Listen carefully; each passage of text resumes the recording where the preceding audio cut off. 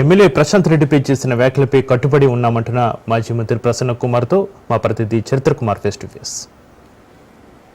నల్లపరెడ్డి ప్రసన్న కుమార్ రెడ్డి ఇంటిపై అయితే గత రాత్రి గుర్తు తెలియని వ్యక్తులు విధ్వంసం సృష్టించారు. రాత్రి 9 గంటలప్పుడు మాజీ మంత్రి ఇక్కడ నల్లపరెడ్డి శ్రీనివాసరెడ్డి లేరు, ఆయన నియోజకవర్గంలో పర్యటిస్తున్నారు. ఆయన ఇంటిపై అయితే మాత్రం పెద్ద ఎత్తున దాడి అయితే జరిగింది. గుర్తు తెలియని వ్యక్తులు ఇప్పుడు మనం దృశ్యాలు చూస్తున్నాం. ప్రయాణించేటటువంటి కారు, అలాగే ఆ ఇంట్లో ఉన్నటువంటి దృశ్యాలు కూడా అత్యంత భీతి కోల్పోయే విధంగా అయితే ఉన్నటువంటి పరిస్థితి ఉందని చెప్పాలి. ఒక్కసారిగా కూడా అంటే ఏది కూడా మిగిల్చినటువంటి పరిస్థితి ఉందని చెప్పాలి. పూర్తిగా కూడా ఫర్నిచర్ అంతా కూడా ధ్వంసం అయిపోయింది.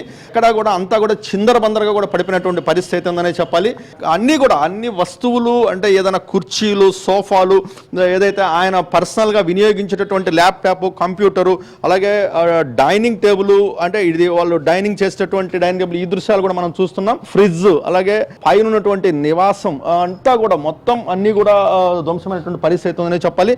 అయితే ఇవన్నీ కూడాను మొత్తం టీవీ, మనం ఇక్కడ దృశ్యాలు చూస్తున్నటువంటి అయితే పెద్ద టీవీ కూడా అన్ని కూడాను పెద్ద ఎత్తున ధ్వంసమైనటువంటి పరిస్థితి ఉందని చెప్పాలి. పూర్తిగా కూడా ఎంతమంది రాత్రి ఇక్కడికి వచ్చారు, ఈ విధ్వంసానికి ఎంతమంది కారణం వహించారనేది కూడా కొంత పెద్ద ఎత్తున చర్చ అయితే జరుగుతుంది. నెల్లూరు జిల్లా రాజకీయాల్లో అయితే మాత్రం ఇదే తొలిసారి ఘటనలు జరగడం అనేది కూడా మనకి వినిపిస్తున్న పరిస్థితి. పూర్తిగా ఇక్కడ ఏదైతే షోకేస్ లో పెట్టినటువంటి గ్లాస్ ఫర్నిచర్, అంటే వినియోగించేటటువంటి గ్లాసెస్, ఇవన్నీ కూడా ధ్వంసమైనటువంటి పరిస్థితి అయితే ఉందనే చెప్పాలి. ఇలాగే మనం బెడ్రూమ్ లో కూడా వెళ్దాం. బెడ్రూమ్ లో ఎలాంటి పరిస్థితి ఉంది, వారు వినియోగించేటటువంటి బెడ్రూమ్, వ్యక్తిగతంగా వారు వినియోగించేటటువంటి బెడ్రూమ్ ఇది. ఈ బెడ్రూమ్ లో కూడా పరిస్థితి అలాగే ఉంది. అంటే మొత్తం గ్లాసులు కూడా బ్రేక్ అయిపోయినాయి. ఇక్కడ వాళ్ళు వినియోగించేటటువంటి ఏదైతే వస్తువులు ఉన్నాయో కూడా అన్నింటినీ కూడా చిందరబందరగా కూడా పడేసేసేసారు. దానికి సంబంధించిన కిటికీకి సంబంధించినటువంటి గ్లాస్ కూడా పూర్తిగా బ్రేక్ అయింది. ఏసీలు కూడా ధ్వంసమైనటువంటి పరిస్థితి. పూర్తిగా కూడా ఇల్లంతా కూడా మొత్తం తుడిచిపెట్టేసేసిన పరిస్థితి ఉందని చెప్పాలి. అయితే దీనికి సంబంధించినటువంటి ఎవరు ఈ గాడికి పాల్పడ్డారు, ఏ పరిస్థితి అనేది కూడా కొంత చర్చ అయితే జరుగుతుంది.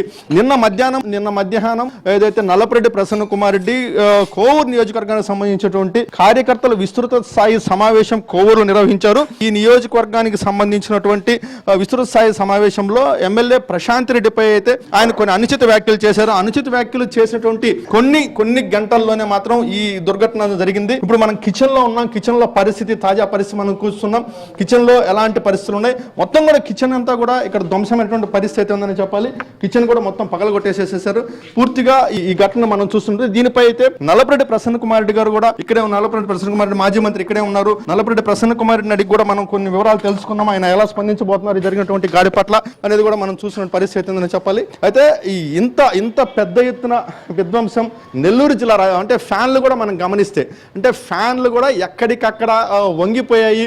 అంటే ఒక చిన్నపాటి బీభత్సం అయితే మాత్రం జరిగిందనేటటువంటి మనకి ఇక్కడ స్పష్టంగా తెలుస్తున్నటువంటి పరిస్థితి ఉందని చెప్పాలి. అంటే ఆయన కోసం సందర్శనకు వచ్చేటటువంటి కార్యకర్తలు ఇక్కడ కూర్చుంటుంటారు, ఇక్కడ వెయిట్ చేస్తుంటారు.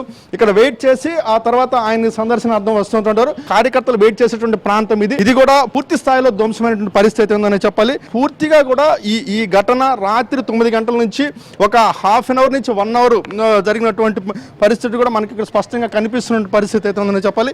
ఇక్కడ మాజీ మంత్రి నల్లపరెడ్డి ప్రసన్న కుమార్ రెడ్డి ఇక్కడ ఉన్నారు. వారిని అడిగి తెలుసుకుందాం అసలు ఏం జరిగింది, ఎలాంటి పరిస్థితులు ఉన్నాయి ఏది కూడా మనం ఒకసారి చూద్దాం. పరిస్థితి పరిస్థితి సార్ ఈరోజు రాత్రి ఏం జరిగింది, మీరు వచ్చరికి ఎలా ఉంది పరిస్థితి? ఈ మధ్యన ఎమ్మెల్యే గారు నా మీద వ్యక్తిగత ఆరోపణలు చేశారు. దానికి నిన్న సాయంత్రము రుక్మిణి కళ్యాణ మండపంలో కోవూరు నియోజకవర్గం విస్తృత స్థాయి సమావేశంలో నేను రిప్లై ఇచ్చాను. యాక్చువల్గా ఆమె మీద మేము ఎప్పుడు వ్యక్తిగత విమర్శలు చేయలేదు. ఎలక్షన్స్ అప్పుడు చేశాం, తర్వాత వాళ్ళు గెలిచారు, మనకెందుకులని వదిలేశాం. ఈ మధ్యన జగన్మోహన్ రెడ్డి గారు ఇచ్చినటువంటి పథకాలన్నీ కూడా ఆమె చేసినట్లుగా మేము ప్రారంభిస్తాము, మేము పూర్తి చేస్తామని చెప్పుకుంటుంటే మా నాయకులు ప్రెస్ మీట్ పెట్టి ఇవి నువ్వు చేసినవి కాదమ్మా, మా జగన్మోహన్ రెడ్డి గారు చేశారు, మావన్నీ మీరు చెప్పుకుంటున్నారు, అది కరెక్ట్ కాదు కదా అని మాట్లాడారు. దాని మీద ఆ రోజు సాయంత్రము వ్యక్తిగతంగా నన్ను ఇష్టం వచ్చినట్టు తిట్టింది. బుచ్చిరెడ్డిపాళెంలోనో ఎక్కడో ప్రెస్ మీట్ పెట్టి. దానికి మేము కూడా కౌంటర్ ఇచ్చుకోవాలి కదా, దానికి తగ్గట్టుగానే నేను కౌంటర్ ఇచ్చాను. నేనేదో అవినీతి పరుణ్ణని, పర్సంటేజీలు ప్రసన్న అని ఇష్టం వచ్చినట్టు మాట్లాడింది. దాని మీద నేను నిన్న సాయంత్రము కౌంటర్ ఇచ్చాను. ఈ విధంగా చేశారు. నేను నా కొడుకు ప్రోగ్రామ్ నుంచి వచ్చి బయట వెళ్ళాము. ఒక ఆయన మా బంధువులు ఆయన ఫోన్ చేస్తే అక్కడికి వెళ్ళాము. ఈ లోపల 9 గంటలకు మాకు ఫోన్ వచ్చింది, ఇంటి మీదకి వచ్చున్నారు, మొత్తం పగలు కొడతా ఉన్నారు అని. అంటే నేను టౌన్ డిఎస్పీ గారికి ఫోన్ చేసి చెప్పాను, అమ్మ ఇట్లా జరుగుతుందంట, మీరు వెళ్ళండి అంటే ఆమె ఫోర్స్ తీసుకొని వచ్చింది ఇక్కడికి. ఏదేమైనా ఇది మంచి సాంప్రదాయం కాదు. ఇప్పుడు 1961 నుంచి మా కుటుంబం రాజకీయాల్లో ఉంది. మా పెదనాన్న జడ్పీ చైర్మన్, మా నాన్న సమితి ప్రెసిడెంట్. ఏదైనా ఉంటే విమర్శలు ప్రతి విమర్శలు చేసుకుంటాను తప్ప ఈ విధమైనటువంటి సంస్కృతి ఎప్పుడూ లేదు నెల్లూరు జిల్లాలో. డబ్బు ఉందనే అహంభావం, పొగురు, దాంతో ఇవన్నీ చేస్తూ ఉన్నారు. వాళ్ళెవరు ఎలక్షన్స్కు ముందు వరకు కూడా మా పార్టీయే కదా, వైఎస్ఆర్ కాంగ్రెస్ పార్టీలోనే ఉన్నారు. సరే ఏమొచ్చిందో ఏమో, ఎక్కడ వాళ్ళు అనుకున్నారు, పార్టీ వదిలి వెళ్ళిపోయినారు. ఈ 1 year అన్నా మేమేమీ మాట్లాడలేదు ఆమె గురించి, వ్యక్తిగతంగా ఎవరూ మాట్లాడలేదు. నేనైతే పూర్తిగా వదిలేసి ఉన్నా. ఆమె మాట్లాడిన తర్వాతనే నేను మాట్లాడా. నేను మాట్లాడింది కట్టుబడి ఉన్నాను, వెనక్కి తీసుకోను. నిన్న రుక్మిణి కళ్యాణ మండపంలో నేనేదైతే విమర్శలు చేశానో ఆ విమర్శలకు నేను కట్టుబడి ఉన్నాను. ప్రధానంగా నిన్న మీరు మాట్లాడినటువంటి మాటలు ఒకసారి గుర్తు చేసుకుంటే, అంటే ఒక మహిళ పట్ల, అంటే మీరు ఒక మాజీ మంత్రిగా పనిచేశారు, జిల్లా అధ్యక్షుడిగా పనిచేశారు, మీ కుటుంబం పెద్ద ఎత్తున రాజకీయాలకు కూడా ఒక ఐకానిక్ కుటుంబం నల్లపరెడ్డి కుటుంబం. అంటే ఒక మహిళని ఆ రకంగా మాట్లాడే ఎంతవరకు సబబుగా మీరు భావిస్తారు? అంటే మా గురించి మాట్లాడితే మీరు ఓకేనా? సంతోషమా మీకు? మా గురించి మాట్లాడింది మేము కౌంటర్ ఇచ్చుకోవాలి కదా. అందువల్ల నేను చెప్పాను, ఖచ్చితంగా చెప్పాను, చెప్తాను కూడా. ఇంకా మా గురించి మాట్లాడే అర్హత నీకెక్కడిది? నువ్వెంతసేపు మా జగన్మోహన్ రెడ్డి గారు ఇచ్చిన పథకాలు మేము చేశాము, మేము ప్రారంభోత్సవాలు చేస్తున్నాము అని చెప్పుకుంటున్నావు. చెప్పుకో, ఎవరు చేశారనేది ప్రజలకు తెలుసు. నేనేదో పర్సంటేజీలు తీసుకున్నానని, అవినీతి పరుడని ఏందేందో మాట్లాడిందన్నా, దానికి నేను కౌంటర్ ఇచ్చుకోవాలి కదా. మహిళలంటే మాకందరికీ గౌరవం ఉంది. అసలు మహిళలు లేనిదే ప్రపంచం లేదు. కానీ ఇటువంటి మహిళలు ఉండకూడదు భూమి మీద. చెప్పండి, మీరు ఎందుకు మాట్లాడాలా? నా గురించి ఎందుకు మాట్లాడాలి? నేనేమన్నా 1 year నుంచి నీ జోలికి వచ్చానా? నీ మీద విమర్శలు చేశానా? ఒక్క పాయింట్ మీదనే మా విజయన్న, మా చలపతి అందరూ కూడా ఆ అభివృద్ధి కార్యక్రమాలు మేం చేశాము, మా జగన్మోహన్ రెడ్డి గారు ఇచ్చారు, మీరెట్లా చెప్పుకుంటారమ్మా? కరెక్ట్ కాదని మాట్లాడారు. ఎందుకు అంత పొగురు? ఎందుకు? ఏంది ఆ భాష? ఏంది మా గురించి మాట్లాడడం? ఒక మహిళగా ఆ భాష మాట్లాడొచ్చా? ఆమె మాట్లాడిందనే నేను రిప్లై ఇచ్చాను నిన్న. మేము ఇచ్చుకోవాలి కదా, మేము ప్రజల్లోకి తీసుకెళ్లాలి కదా. ఆమె ఏదో మాట్లాడిందంటే అవన్నీ నమ్మేస్తారు కదా ప్రజలు. అందుకే నేను చెప్పా, నేనేదో పీజీలో చేశానంట, ఇంకొకటి ఏదో చెప్పింది, అవినీతిని నేర్చుకున్నానంట, పరాకాష్ఠకు పోయిందంట. నేను ఏమీ చేయలేదంట నియోజకవర్గంలో అభివృద్ధి కార్యక్రమాలు. ఇంకా అటువంటి మహిళ గురించి నేను మాట్లాడక ఎట్లా అన్నా? మేము కౌంటర్ ఇచ్చుకోవాలి కదా. సార్, చివరిగా ఒక ప్రశ్న.